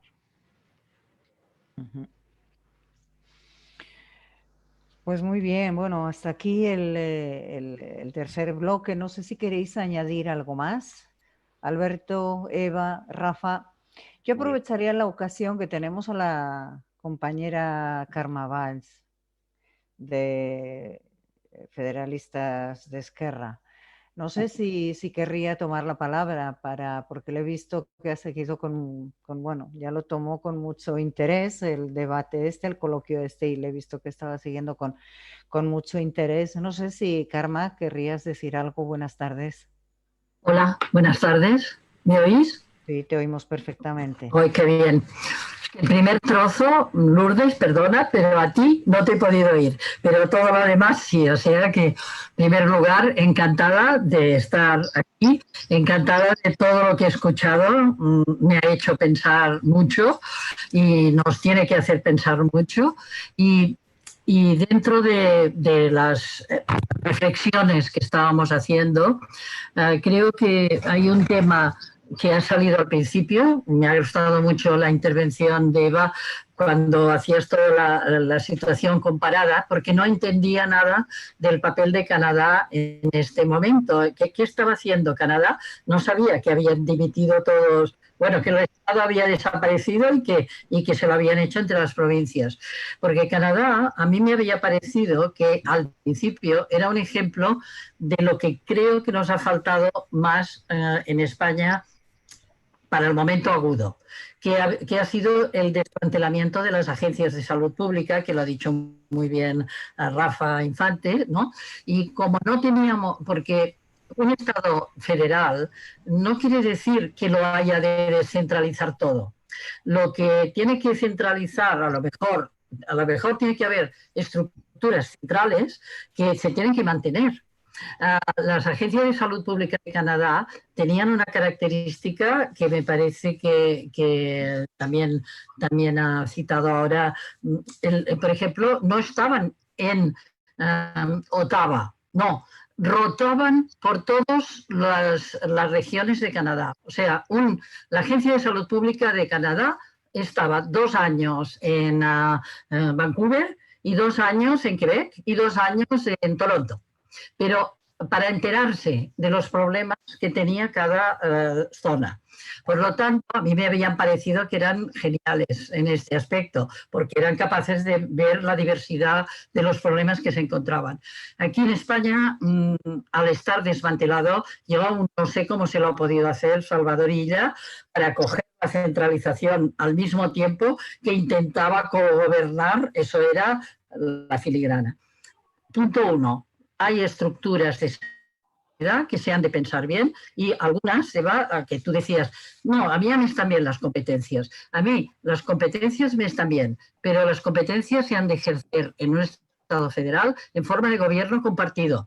Y eso es lo que ha fallado también del Consejo Interterritorial. Un Consejo Interterritorial ha de entrenarse a ser gobierno compartido. Si es gobierno compartido, quizás será menos desleal. Desde luego, si tenemos la gente de PP y Vox en medio, eso es otra virguería. Pero creo que en el Consejo Interterritorial que tuviéramos entreno de gobierno compartido nos hubiera ido bien, y en el futuro creo que también lo podremos hacer. En el futuro nuestra propuesta como federalistas tendría que ser, bueno, pues hagamos, y por eso estoy de acuerdo con Rafa Infante cuando dice una agencia estatal de salud pública, claro que sí, sí, porque una agencia estatal también se coordina con las agencias concretas. Y luego os he de decir, aquí en Cataluña la Agencia de Salud Pública estaba desmantelada no solo por el gobierno central cuando hizo las rebajas, sino que es que el gobierno además quitó todo el dinero. O sea que aquí no teníamos una agencia, teníamos una en Barcelona buena, pero la de Catalana, fatal. Fatal, y así ha ido dando bandazos, y un señor que se llamaba Oriol Mitjà quería ser más epidemiólogo que los otros, y todos querían, así estamos, que yo creo que incluso el contagio de muertos en parte debe venir de Cataluña, pero aquí está todo el mundo con la boca cerrada y no lo dice. Entonces, como federalistas, creo que la gestión no ha sido no ha sido buena porque no estábamos en un Estado federal y no teníamos ningún entreno de gobierno compartido, pero a la larga el esqueleto está puesto, y en este momento la transición nos ha dado algunas luces y sombras, porque hay las sombras de la deslealtad, que eso ningún Estado federal lo puede hacer. Por lo tanto, yo de acuerdo en las propuestas que estamos diciendo aquí. Evidentemente que la financiación siempre ha sido mala desde el momento en que incluso la inversión, no sé, estoy de acuerdo, Eva, no se habló de inversión del Estado. La sanidad no es un costo, es una inversión, y ahora creo que se verá más. Y por último decir que como el tema es global en el sentido mundial, que el virus no tiene fronteras. Por cierto, que os mandaré artículos que escribo, quizá el del virus no tiene fronteras, no sé si te lo mandé, Lourdes, pero lo he escrito. El virus no tiene fronteras, por tanto, a la larga, porque este virus y otros que pueden venir, necesitarán un gobierno mundial federal. Y eso ya es ciencia ficción, pero o las Naciones Unidas hacen realmente de gobierno mundial, o eso es igual, somos ocupas en un mundo de bacterias. O sea, los seres humanos somos unos ocupas y podemos desaparecer. Y podemos desaparecer. Como no nos organicemos, ganarán las bacterias y los virus. Los virus nos necesitan, las bacterias no. O sea, los virus para sobrevivir necesitan cuerpos. Las bacterias irán solas, ya eran, y pueden volver a ser. Bueno, solo digo porque creo que a la larga hay un movimiento federalista mundial que siempre intenta hacer en las Naciones Unidas, y yo lo comparto, algo para que las Naciones Unidas no fueran el veto de 4 países a todo, sino que pudiéramos estructurar algo. Bueno, corto, que me extendería demasiado, pero encantada de lo que habéis organizado. Eso lo tenemos que imitar en muchos sitios, y ya os invitaremos. Muchas gracias, Karma. Muchas gracias. Bueno, y tenemos algunas preguntas. Me dicen que Manu está ya preparado. No sé si podemos verle. Manu, hola, buenas tardes. ¿Que has estado recogiendo las preguntas? Sí. Sí, buenas tardes. ¿No te podemos ver, Manu? Es que para eso dependo de Ricardo, no hay problema. No hace falta que me veáis. No, bueno, vamos a ver, buenas tardes. Me ha parecido muy, muy interesante todas las intervenciones. He ido tomando notas y bueno, entonces, perdón, estaba intentando poner el vídeo. Vamos a ver, hay un par de preguntas. Por un lado, Juan José Solozábal hace hincapié igual esto Eva puede contestarnos un poco más, dice quizás llamar conferencias de presidentes a las conferencias telemáticas sin orden del día, sin derecho a réplica y sin transparencia resulta bastante excesivo. Sí. Esta es la opinión de Juan José Solozábal y tal. Por eso la pregunta, como es una cuestión de conferencias de presidentes, pues creo que igual Eva.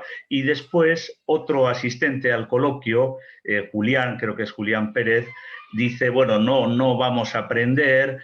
Madrid está anunciando nuevos hospitales en lugar de apoyar la atención primaria y varias comunidades autónomas van a hacer de las residencias una sanidad paralela, dotándole de recursos que deben estar en atención primaria. Pues bueno, son dos cosas distintas y me callo de momento. Bien, bueno, pues Eva. A eso. Sí. A ver, uno de los elementos más difíciles de aceptar para quienes tenemos una cultura federal es que el federalismo implica dos cosas que generan una tensión intrínseca. Es decir, que tiene que haber solidaridad y elementos comunes, pero que hay que aceptar las diferencias. Siempre y cuando sean diferencias que para el conjunto no vulneren aquello que se considera indeseable. Es decir, que no pongan en riesgo los principios básicos de equidad, por eso yo mencionaba lo de la inclusión de esa reforma constitucional, de los que el conjunto de la sociedad se dota a través de los poderes públicos y de los órganos de deliberación, como son los parlamentos, a través de las leyes, ¿no? Entonces, esto hay que admitirlo. Eva lo señalaba antes, con algunas diferencias de prestaciones entre unas comunidades y otras. Hay que admitirlo a condición de que no se haga trampa, de que no se sea desleal, es decir, de que no se financien cosas o se desfinancien cosas que se consideran básicas o no se financien cosas que no son básicas y luego se pida dinero para las básicas. Y esto exige muchísima transparencia en materia de financiación y gasto, sin la cual no es posible saber si hay trampa o no. Esto nos plantea un reto muy serio en el modelo de financiación de la sanidad, que forma parte del conjunto del modelo de financiación de las comunidades autónomas.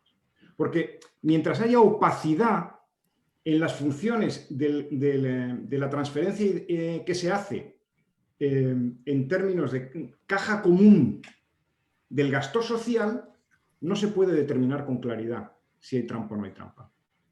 Claro.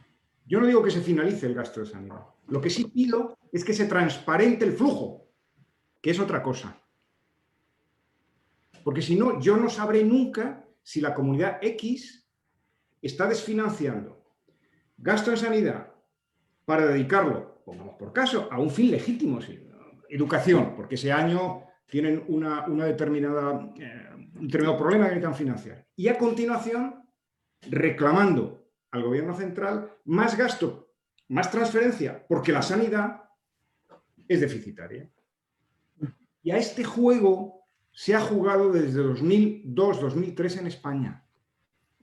Y si no lo decimos, haremos un flaco servicio a las concepciones federales de Estado, porque indirectamente contribuiremos, al no señalar esto, a la perpetuación del agravio comparativo como elemento político básico de relación entre unas comunidades autónomas y otras, y entre las comunidades autónomas y el gobierno central.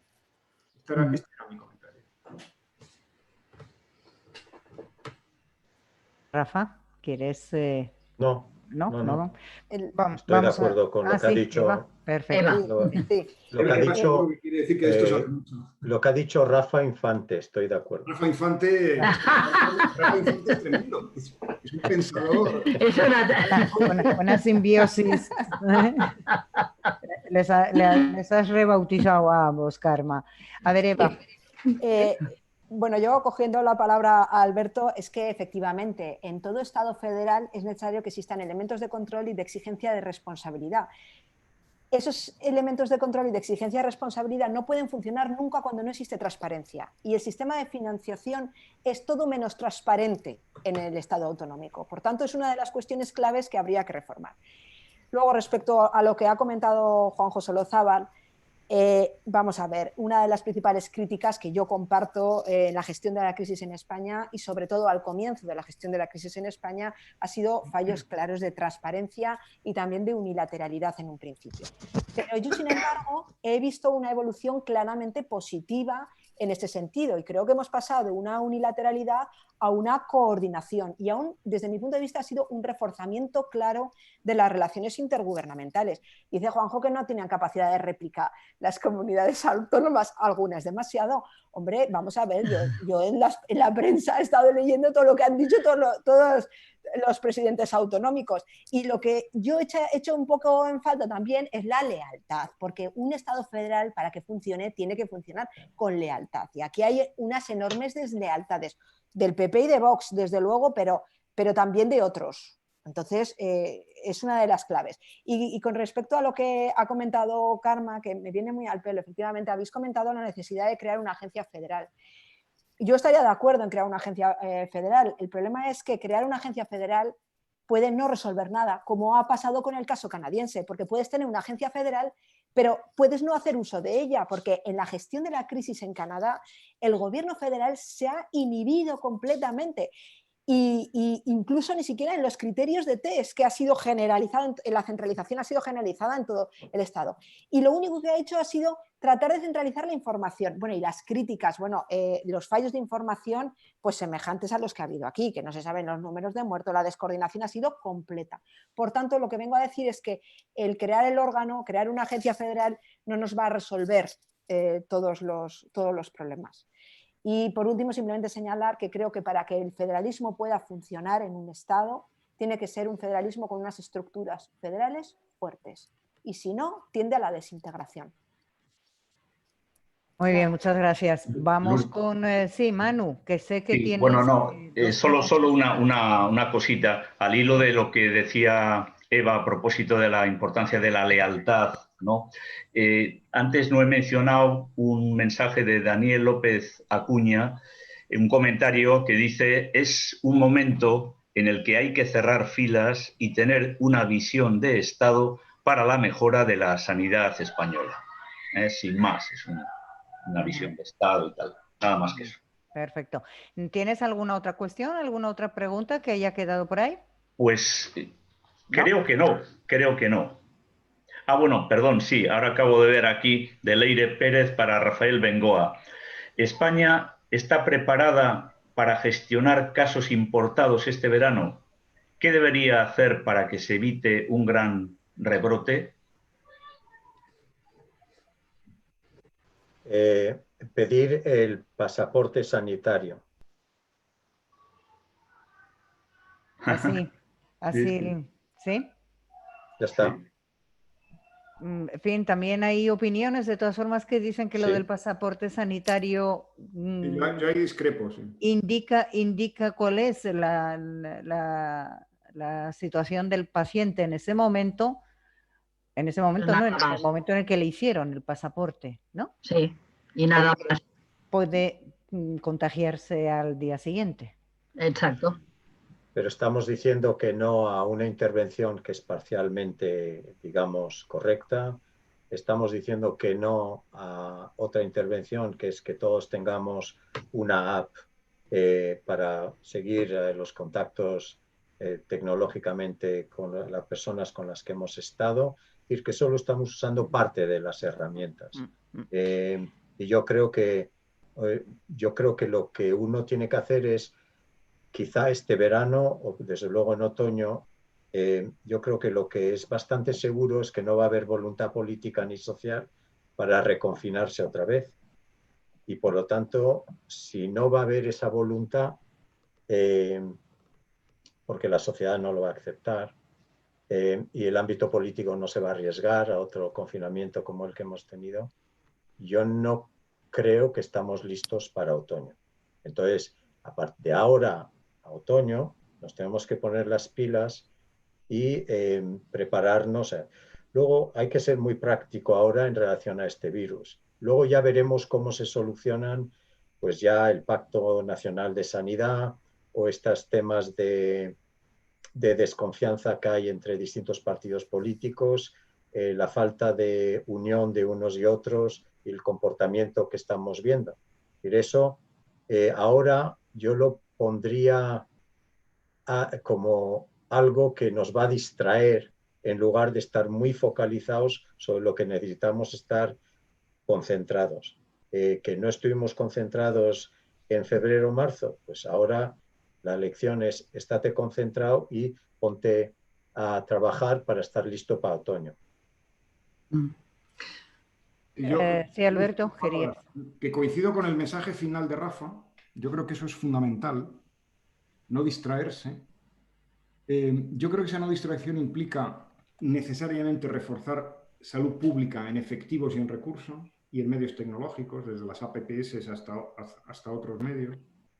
Implica mucho reforzar la atención primaria y las capacidades logísticas de manejo de personas enfermas y casos sospechosos en el domicilio y en residencias, de tal manera que evitemos aquello para lo que, por cierto, se decretó el confinamiento, que era el colapso de los hospitales.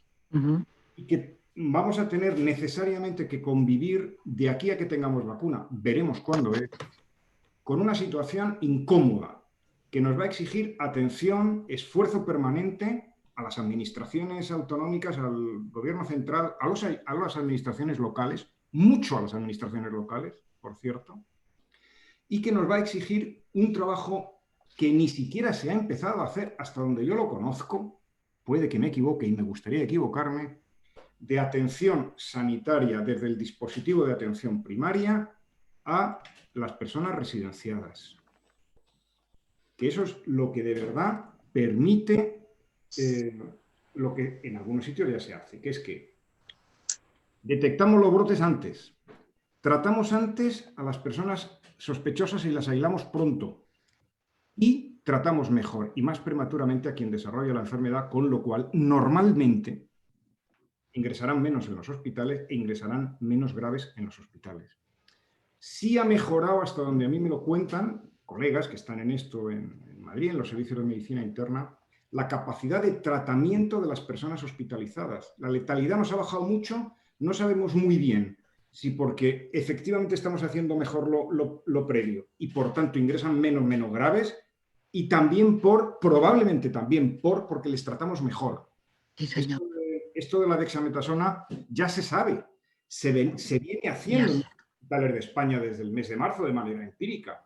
Sí, señor.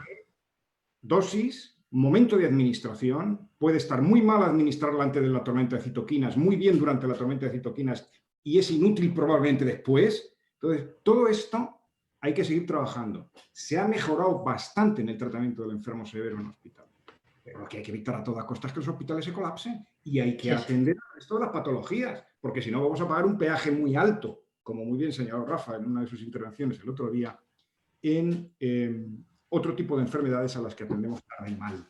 Entonces, todo esto exige seguir trabajando, no pensar solo en las playas e irnos de vacaciones, que es en lo que parece que solo piensan muchos sectores industriales y muchas autoridades locales y autonómicas. En abrir bares, en que vayamos... todo eso está bien, pero si nos olvidamos de la sanidad exterior en los aeropuertos... Por cierto, yo en la Unión Europea, una de las cosas que plantearía es que no haya solo control en destino, que haya control en origen del viaje. Porque si tú haces control aleatorio al embarcar y al salir, las probabilidades de detección son dobles que si solo los haces al salir. Entonces, ahí hace falta armonizar este tipo de cosas en la Unión Europea. Pueden seguir ausentes de este escenario el comisario de Salud Pública y el ECDC. Entonces, hay mucho que hacer todavía en salud pública, mucho que hacer en atención primaria, mucho que hacer en coordinación sociosanitaria y mucho que trabajar también en términos de responsabilidad individual.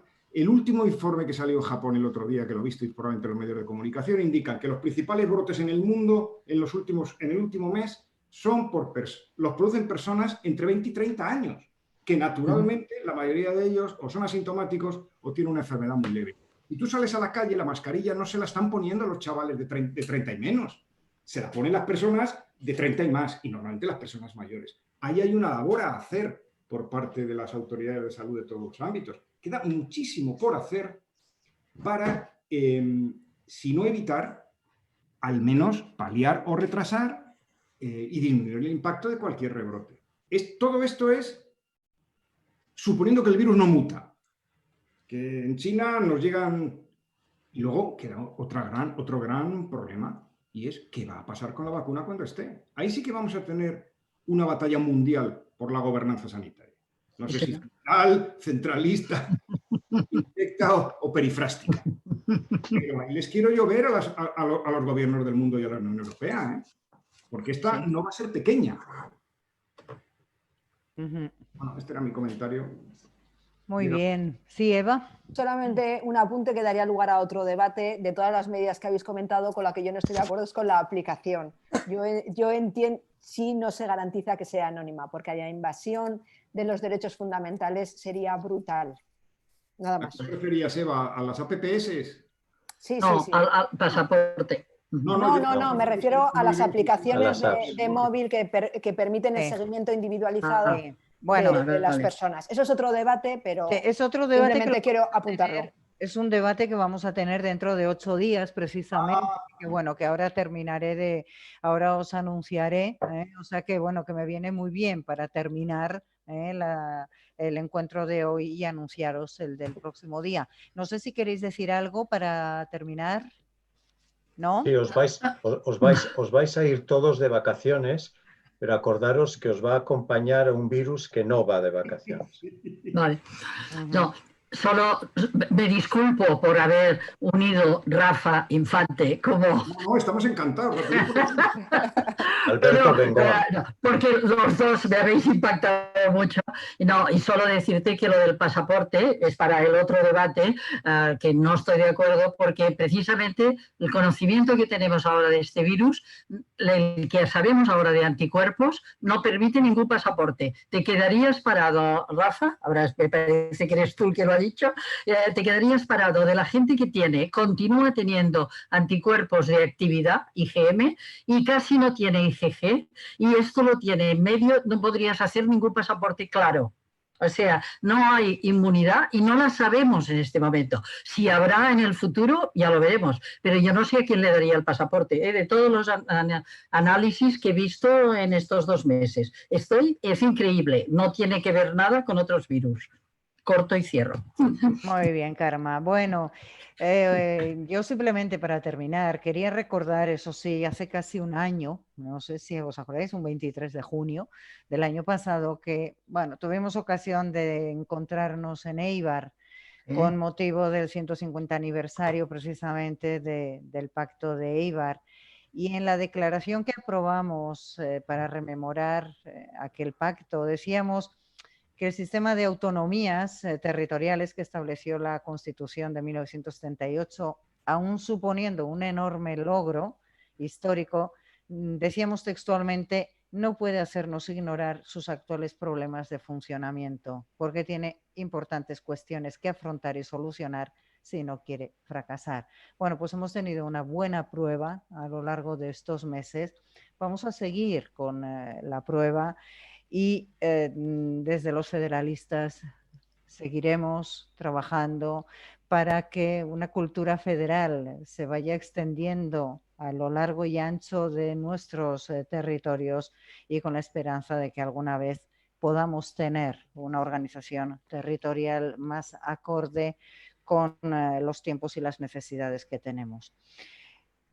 Os decía que el tema que ha salido al final del coloquio, el de las apps para rastreos, pasaportes, etcétera, etcétera, será uno de los puntos que vamos a tratar en un coloquio que vamos a tener hoy en 8, a la misma hora y a través de las mismas plataformas, es decir, a través de Zoom y de YouTube, bajo el lema de la respuesta de la Unión Europea ante el COVID-19. Y participarán en este coloquio Enrique Barón, Daniel López Acuña, Sergio Carrera y Eider Gardeazabal. Quedáis todas invitadas al coloquio, por tanto, del próximo jueves. Agradeceros muchísimo a los 3 ponentes, a Karma, que has estado ahí metiéndonos una pequeña cuña, y a todos los que nos habéis seguido a través de los distintos canales, con la esperanza de que nos haya servido para poder, bueno, pues en algunos casos aprender, aclarar cuestiones, en otros para poder reforzar quizá nuestro planteamiento, nuestro pensamiento. Desearos a todos mucha salud y cuidémonos siempre. Ya no se te oye, Lourdes. Hemos perdido, Lourdes. Sí, ¿Ahora? Ahora sí. sí, ahora. ¿Sí? Ahora. Pues Ahora nada, sí. simplemente os decía, desearos muy buen verano, cuidándonos mucho, haciendo que todos los que se hallen en nuestro entorno también se sigan cuidando, y ojalá consigamos que el eco de nuestro cuidado llegue al máximo número de personas. Rafa, ¿querías tomar la palabra? ¿No? ¿Era eso? No. Pues nada más. Mucho ánimo porque también veo algunas caras así un poquito como de preocupación, un poco alicaídos, no lo sé, quizá también el cansancio porque llevamos ya 2 horas. No, es el virus. Que no. Bueno. Empieza así siempre. Ondo segi guztiok. Laster arte. Ongi izan. Bueno, Gracias. gracias.